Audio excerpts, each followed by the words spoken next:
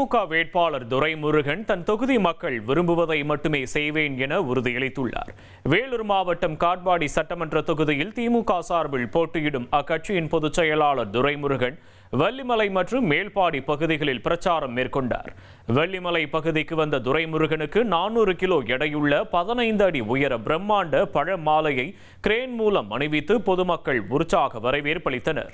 தொடர்ந்து மக்கள் மத்தியில் பேசிய அவர் தனது தொகுதி மக்கள் விரும்பாததை ஒருபோதும் செய்ய மாட்டேன் என்று உறுதியளித்தார்.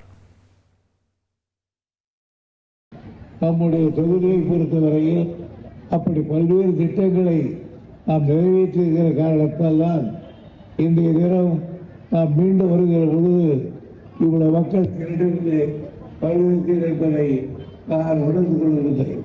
நம்முடைய தளபதிக்கு ஆட்சி பெற்று வெளிநாட்டில் இருக்கிற முதலீட்டுகளை இங்கே கொண்டு வந்து தொழிற்சாலைகளை உற்பத்தி செய்திருக்கிறார். மத்திய சர்க்காரோடு போராடி பல திட்டங்களை இங்கே கொண்டு வந்து சேர்த்திருக்கிறார். இனி செல்லும் இடமெல்லாம் செய்தி.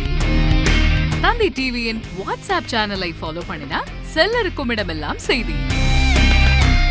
இதோ QR கோட் இப்பவே ஸ்கேன் பண்ணுங்க, ஃபாலோ பண்ணுங்க.